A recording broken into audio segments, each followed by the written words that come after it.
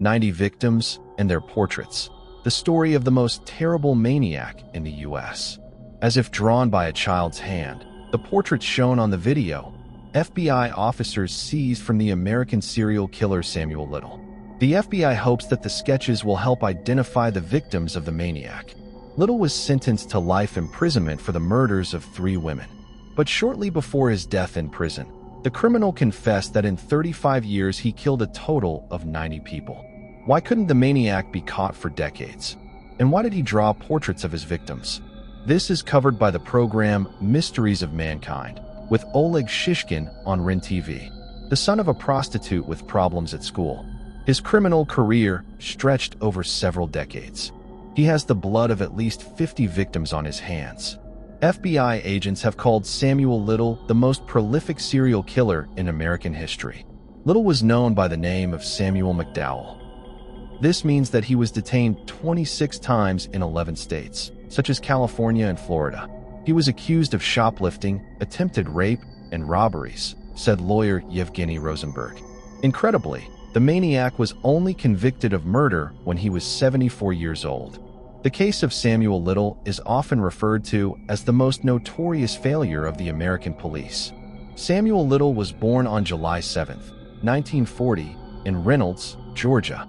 His mother was a prostitute and left him in his grandmother's care immediately after his birth. At school, the boy did poorly, often clashed with teachers and classmates. Little committed his first crime at the age of 16, lawyer Rosenberg informed.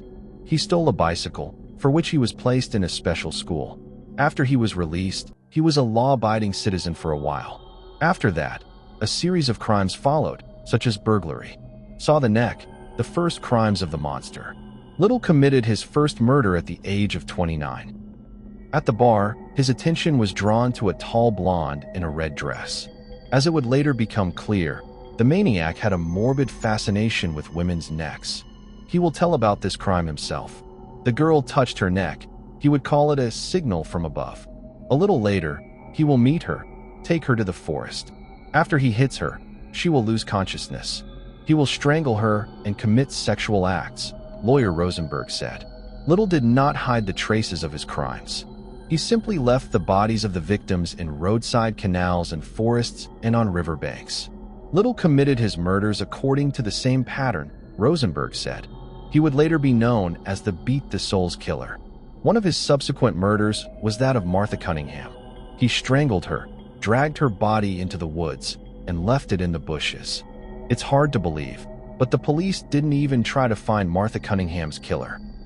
The case was quickly closed, and the medical examiner's report stated, "The cause of death is unknown. He attacked defenseless women. What the murderer did out of impunity."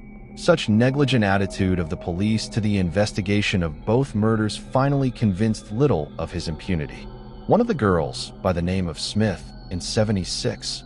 All this happened. He also strangled her, but she ran out of the car, said forensic expert Yuri Shell.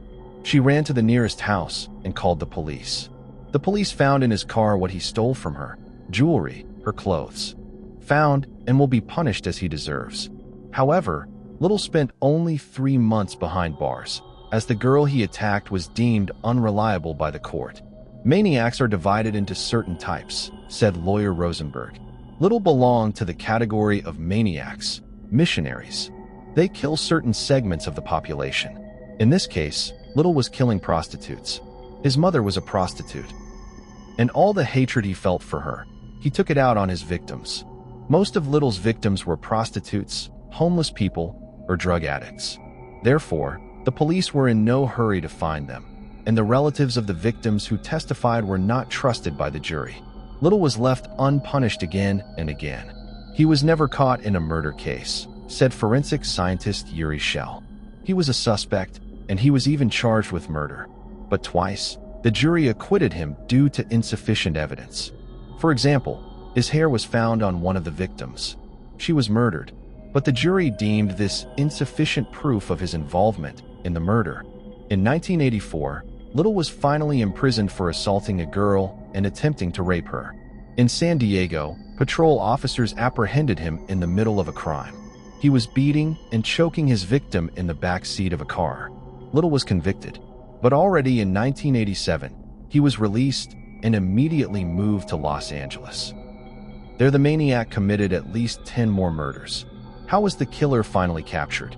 It took several decades to expose Little. In 1985, the FBI began to form a single DNA database. A police officer from Texas added Little's data to it.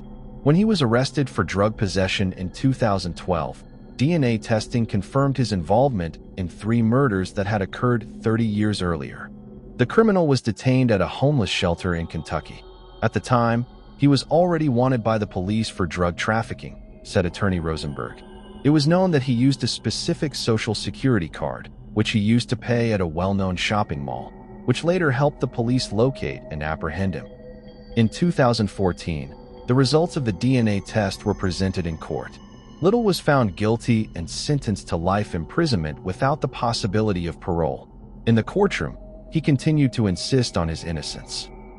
Already in prison, Little cooperated with the investigation to have his prison conditions relaxed. He confessed not only to the 3 murders for which he received a life sentence, but also to all the others. According to the maniac, he killed 90 women. Often Little could not remember the time and place of the crime. Fancied himself a Van Gogh, drawings of a murderer, but he remembered the face of each victim.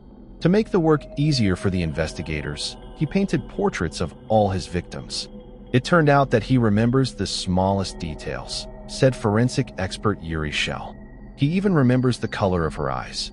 He remembers all the details, the way she smiled, and what she was wearing. These small details helped us solve the crimes. It was all confirmed when we arrived at the scene.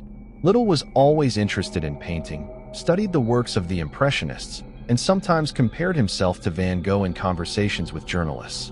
The maniac hung all the portraits of his victims on the walls of his cell. However, Little did not have long to admire his creations. In 2020, the maniac was transferred to a hospital in Los Angeles due to health issues. He passed away at the age of 80. The bodies of many of his victims are still being searched for. Subscribe and like if you want to know more about this.